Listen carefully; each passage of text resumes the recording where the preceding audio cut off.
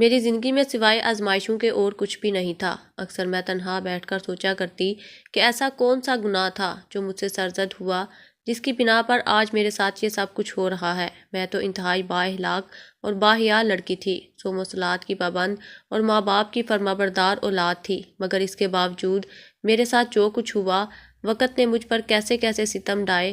میری جگہ کوئی اور ہوتا تو شاید کب کی ہمت ہار کر اس دنیا سے کنارہ کر لیتا، مگر یہ چونکہ میں تھی۔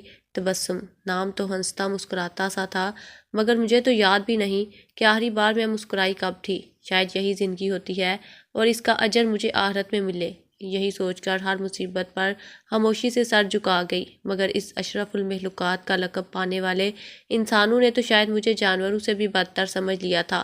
میری خاموشی تو میرے رب کی رضا تھی، میرا صبر تھا، مگر سچ ہی کہا تھا کسی نے کہ اس شفاق دل دنیا میں جس کو بھی اختیارات دے دیے جائے وہ اپنے مزاج کا ایک فرعون بن جایا کرتا ہے۔ خیر، اس وقت میری عمر 14 سال تھی، ماں باپ کی اکلوتی لاڈلی بیٹی تھی۔ بڑے ہی نازوں سے پالا تھا میرے ماں باپ نے مجھے، مگر پھر کچھ ایسا ہوا کہ زندگیاں بدل کر رہ گئیں۔ میری ماں حاملہ تھی، ایک بار گھر کی صاف صفائی کرتے ہوئے وہ گر گئی تھی۔ ابو فوراً امی کو ڈاکٹر کے پاس لے گئے، جہاں ڈاکٹر کہنے لگی کہ پریشانی کی کوئی بات نہیں، ماں اور بچہ دونوں ٹھیک ہے۔ ہمیں کیا معلوم تھا کہ ڈاکٹر نے ٹھیک سے جانچ ہی نہیں کی۔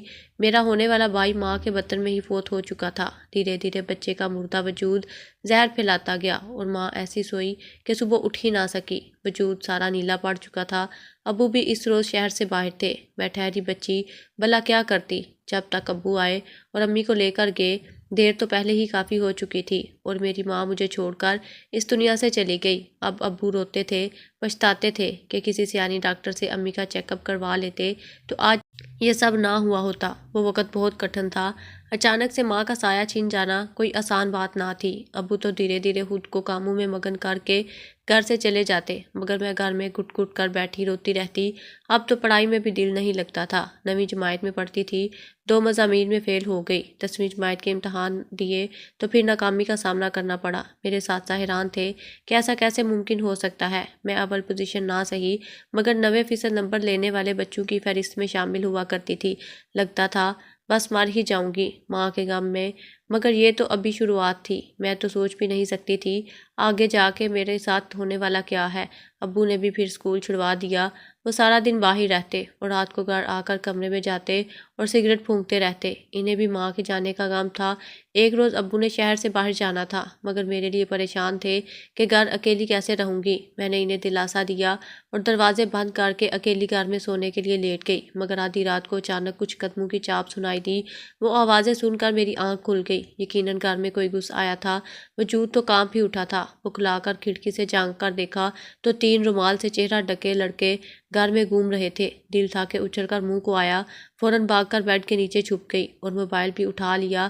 موبائل سے ابو کو کال ملانے لگی، مگر موبائل میں بیلنس ہی موجود نہ تھا۔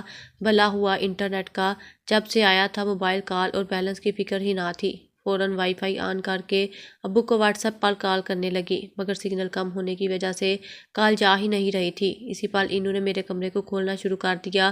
بدبختوں کے پاس ایسا آلہ تھا کہ دیکھتے ہی دیکھتے لاک والی جگہ سے دروازہ ہی پگھلا کر اندر داخل ہو گئے۔ اس وقت مجھ پر کیا بیت سکتی تھی آپ سوچ بھی نہیں سکتے۔ تنہا لڑکی اور 3 آوارہ چور، مدد کا کوئی امکان ہی نہیں۔ میں سانس روک کے بیٹھی رہی۔ وہ کمرے کی تلاشی لیتے رہے۔ میرے کمرے میں تو کوئی قیمتی سامان نہ تھا، سب کچھ ابو کے کمرے میں ہی رکھا تھا۔ جو ہی وہ بیڈ کے نیچے دیکھے بغیر باہر جانے لگے تو اچانک موبائل کی ٹون بجی۔ ابو کا وائس میسیج آیا تھا۔ چونکہ وہی میسیج کھلے تھے، فوراً بلند آواز میں ابو کا میسیج گونجا۔ تبسم بیٹا، خیریت تو ہے؟ میں ملتان سے کچھ ہی دوری پر ہوں، امید ہے آدھے گھنٹے تک منزل پر پہنچ جاؤں گا، ڈر تو نہیں لگ رہا؟ میری بچی کو کہا بھی تھا کہ پھپھو کے ہاں چلی جاؤ، بس اتنے ہی الفاظ سن پائی تھی۔ وجود تو ایسے کپ کپا رہا تھا کہ موبائل کی آواز بھی بند نہ کر سکی۔ تب تک ایک لڑکا بیڈ کے نیچے جھک کر مجھے دیکھ چکا تھا۔ میرا تو جیسے دل رکنے لگا تھا۔ میں کپ کپاتے ہوئے کہنے لگی، جو چاہے لے جاؤ، مجھے کچھ نہ کہنا، مجھے مت مارنا، مگر ان درندوں نے اسی پل میرے کمرے کا दरवाज़ा लॉक कर दिया। वो रात बेहद अजियतनाक थी। इन ज़ालिमों ने मुझ पर तशद्दुद किया, मुझे बहुत मारा, मेरी इज़्ज़त को तार तार कर दिया। फज्र से कुछ वक्त पहले वो सारी जमा पूंजी लेकर घर से चले गए। मैं यूं ही बेसुध पड़ी रही, कुछ बोलने की भी हिम्मत ना थी। इस वक्त दिन का 1 बज रहा था जब दोबारा मेरी आँख खुली। वजूद में दर्द की टेसें उठ रही थीं। उठकर खुद को आईने में देखा और दाड़ें मार मार कर रोने लगी। सिर्फ 16 साल की थी जब मेरे साथ इज्तिमाई ज़्यादती की गई। मैं अम्मी को चीख चीख कर आवाज़ें देती रोती रही। पूरा घर बिखरा पड़ा था मेरे वजूद की तरह। अब्बू को ये सब कैसे बताती, हिम्मत ही कहाँ थी मुझ में। मैं अपने बाल नोचने लगी और सोच लिया कि अब्बू को अपने साथ हुई ज्यादती का नहीं बताऊंगी, वो तो जीते जी ही मर जाएंगे। फ़ौरन घर को समेट कर ठीक रखा। अलबत्ता अम्मी के जेवरात और नकदी गायब थे। शायद यही मेरी गलती पर गलती थी कि मैंने अपने हवास पर काबू रखते हुए सब कुछ समेट लिया और अपना हुलिया भी दुरुस्त कर लिया। अंदर ही अंदर मैं रो रही थी जबकि बाहर से मैं संजीदा थी। अब्बू इसी शाम वापस आ गए जिस काम के लिए गए थे। इसमें इन्हें भारी नुकसान उठाना पड़ा था। अब्बू गुस्से से बिफरे हुए थे। अच्छा खासा कर्जा सर चढ़ चुका था। घर आए तो वो मुझ पर ध्यान ही ना दे सके क्योंकि वो गुस्से में थे। मुझे इस मुसीबत का बताकर कहने लगे, अब ये कर्जा मुझे तुम्हारी माँ का जेवर गिरवी रख कर ही उतारना पड़ेगा। इस पल मेरे सर पर पहाड़ टूटा था। वजूद सूखे पत्ते की माने थर थर कांपा। या खुदाया, ये मुसीबत पर मुसीबत। मैं अब्बू को क्या जवाब देती। मैं हैरत का पुतला बने एक जानिब खड़ी थी। जब अब्बू ने लाकर में देखा, सिवाय खाली डिब्बों के कुछ भी मौजूद ना था। अब्बू के दुकानों से धुआं निकला था। 20 बार डिब्बे खोले और बंद किए। आंखें मीच कर खोलते और जेवर चेक करते। बुखलाहट में वो तो फर्श पर बैठ चुके थे। हैरत से कहते तबस्सुम, ये जेवर कहाँ है? इन्हीं में तो था। मैं बुत बनी गोया मुचरम बनी खड़ी थी। आंखों में आंसू आ गए। सोचा अब्बू को सब कुछ सच सच बता दूं, मगर अब्बू जिस हालत से गुजर रहे थे वो फौरन उठे और मुझे गर्दन से दबोच कर कहने लगे, कहाँ किया है तुमने ये सारा जेवर? किसको दिया है? कहाँ बेच आई हो? अब्बू के सवालात थे या चलते हुए निश्तर। मैं बेयकीनी से अब्बू को देखने लगी। काश वो नॉर्मल हालत में होते तो इन्हें मेरा एहसास होता। मैं रो रही थी। अब्बू मुझसे सवाल कर रहे थे, जो मुंह में आ रहा था बोलते चले जा रहे थे। आखिरी अल्फाज जो आज तक मेरे दिल में रकम है वो ये थे कि कहीं तुम किसी लड़के के साथ चक्कर तो नहीं चला रही थी। मेरी गैर मौजूदगी में इस घर में अब्बू की इतनी बात सुनना थी कि मैं गश खा कर गिर गई। वो शायद तो वहीं पड़ी थी। अब्बू ने लाखों रुपए का कर्ज अदा करने के लिए इस घर को बेच दिया था, जबकि मेरा किरदार अब्बू की नज़र में दागदार हो गया। मैं किस मुंह से सच बताती, कैसे बताती? मेरी आंखों से बस आंसू बह रहे थे। मोहल्ले वालों ने भी अब्बू के कान बांध दिए। कहने लगे, जवान साहब, जवान जान बच्ची घर में अकेली होती है, आप ऐसा करें कि बच्ची की शादी करवा दें, अपने घर की हो जाएगी तो आपको भी सुकून रहेगा। मेरे अब्बू को इस वक्त यही बेहतर लगा था। वो मुझसे तो नाराज़ थे ही कि मैंने अपनी अम्मी का जेवर न जाने कहाँ बेच दिया, मगर वहीं दूसरी जानिब मैं घर हर बात से अनजान ये सोच रही थी, क्या जब अब्बू घर आए तो सब कुछ इन्हें साफ साफ बता दूंगी। मेरे दिल पर क्या क्या बीत रही थी, मगर शायद इसमें मेरी कम अक्ली थी कि मैंने अभी तक इस वाक़े के बारे में इन्हें नहीं बताया था। इस शाम जब अब्बू घर आए तो मैं इनके पास चली आई और कहने लगी कि अब्बू, मैं आपसे इस दिन के बारे में कुछ बात करना चाहती हूँ। मगर अब्बू फ़ौरन आग बगोला होकर बोले कि अब कुछ भी कहने सुनने के लिए नहीं बचा। मैं तुम्हारी शादी करवाना चाहता हूँ, यही बेहतर है, और वैसे भी 1-2 दिन में मैं एक छोटे से फ्लैट में चला जाऊँगा। कर्जा इस कदर ज़्यादा है कि इसे ख़त्म करने में मुझे कई साल लग जाएंगे कि एक कमरे के फ्लैट में रहूँगा तो ज़रूरियात भी कम होंगी और किराया भी कम। तुम अपने घर की हो जाओगी तो मुझे तुम्हारी भी फिक्र नहीं रहेगी। अब्बू की बात सुनी तो मैं रोने लगी और कहने लगी कि एक बार मेरी बात सुन ले। मगर अब्बू तो कुछ सुनना ही नहीं चाहते थे। इन्होंने अगले ही रोज़ मेरा रिश्ता अपने किसी करीबी दोस्त के खानदान में काट दिया जो यहीं मोहल्ले में ही रहते थे। मैं भी इनकार ना कर सकी। मेरे अब्बू ने मेरा निकाह करवा कर मुझे इनके साथ रुखसत कर दिया। मैंने अपने शोहर को नहीं देखा था। दिल में अजीबोगरीब वसवसे आ रहे थे। अब्बू ने जल्दबाजी में फैसला कर दिया था, मगर अब मेरी इज़्दवाजी ज़िंदगी मेरे लिए न जाने कैसा तूफ़ान खड़ा करने वाली थी। कुछ देर बाद शोहर कमरे में आया, जो कि मुझसे 15 साल बड़ा था। वो किसी भी तरह से मुझसे मेल नहीं खाता था, मगर खैर मेरे अब्बू की पसंद थी। मैं क्या कर सकती थी? यही दुआएं की कि मेरा राज राज ही रहे। शोहर काफ़ी सख्त मिजाज का था। अगले रोज़ जब कमरे से बाहर निकली तो जो मंजर देखा, देख कर जान निकलने लगी। एक नौजवान लड़का चलता हुआ मेरे पास आया और कहने लगा, آئیے بابی، ناشتے کی میز پر، سب آپ کا انتظار کر رہے ہیں۔ یہ تو وہی لڑکا تھا جو اس رات ان لڑکوں میں سے ایک تھا اور مجھے زیادتی کا نشانہ بنا کر گیا۔ میں خوف کے مارے کمرے میں آ گئی، سب کچھ یاد آنے لگا۔ اب تو راز کھلنے سے کوئی نہیں روک سکتا تھا۔ مجھے ڈرا ہوا دیکھ کر اسے بھی شے مل گئی اور ہر وقت عجیب نظروں سے دیکھتا رہتا۔ میں شوہر کے ساتھ بالکل بھی خوش نہیں رہ پا رہی، جبکہ شوہر ایک روز کہنے لگا، لگتا ہے تم کسی اور کو پسند کرتی ہو جو میرے ساتھ خوش نہیں رہ پا رہی۔ شوہر کی بات سنی تو الگ عذاب منڈلانے لگا۔ آخر کیا جواب دیتی؟ بمشکل اپنا رویہ ٹھیک کیا، مگر کچھ عرصے بعد دیور مجھے دو معنی الفاظ میں ماضی یاد کروانے لگا۔ میں ایک بچے کی ماں بن چکی تھی، 2 سالہ اصغر جس میں میری اور شوہر کی جان اٹکی تھی۔ میں نے سوچا کہ قدم جم چکے ہیں سسرال میں، باپ کو کچھ نہ بتا کر تو غلطی کر دی، اب شوہر سے چھپا کر مزید غلطی نہیں کرنا چاہتی تھی۔ اسی روز شوہر آیا تو بتایا کہ دیور غلط نگاہ رکھتا ہے۔ شوہر آگ بگولا ہو کر مجھے بچے کے سامنے مارنے لگا۔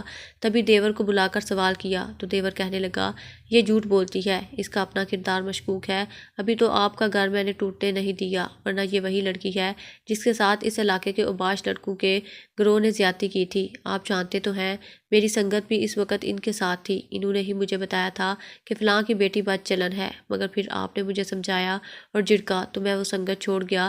میرا تو شاید دماغ پھٹا تھا۔ شوہر مجھے مارے جا رہا تھا اور آخر مجھے گردن سے دبوچ کر بچے سمیت باہر نکال کر بولا، تجھ جیسی بد کردار کو میں طلاق دیتا ہوں، طلاق دیتا ہوں۔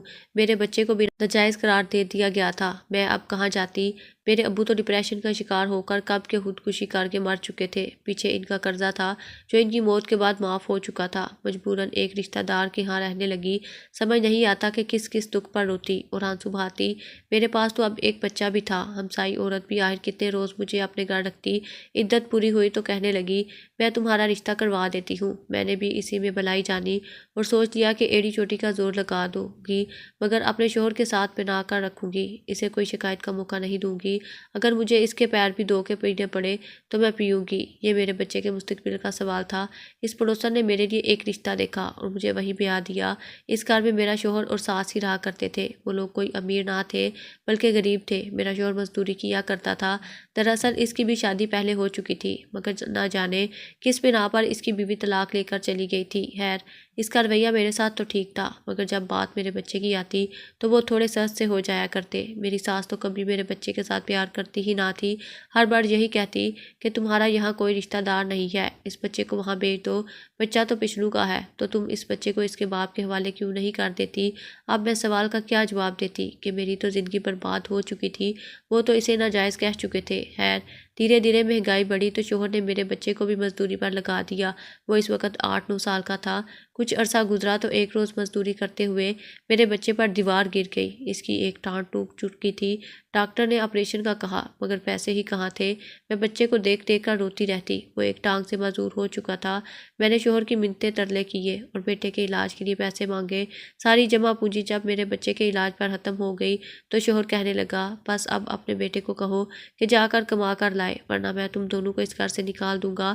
میں شوہر کے قدموں میں گر گئی اور کہنے لگی کہ ایسا کچھ مت کرنا۔ شوہر کہنے لگا، پھر کل سے اپنے بچے کو سڑکوں پر بھیک مانگنے کے لیے بھیج دو، حالات تو کر کے تم دیکھ ہی چکی ہو، سوائے بستروں کے کچھ بھی سامان نہیں بچا۔ میں اگر یہ بات نہ مانتی تو آخر کہاں جاتی؟ بچے کو سمجھایا اور شوہر کے ساتھ روانہ کر دیا۔ بیچارہ ٹانگ کی اذیت میں مبتلا تھا، مگر اپنی ماں اور اپنا پیٹ پالنے کی خاطر وہ سڑک پر بھیک مانگتا، جو پیسے ملتے لا کر سوتیلے باپ کو دیتا۔ ساس اسے کھانے کو بھی کچھ نہ دیتی، الٹا اسے مزید تکلیف دیتی اور تانے دیتی رہتی کہ یہاں سے دفع ہو جاؤ، مر کیوں نہیں جاتے تم؟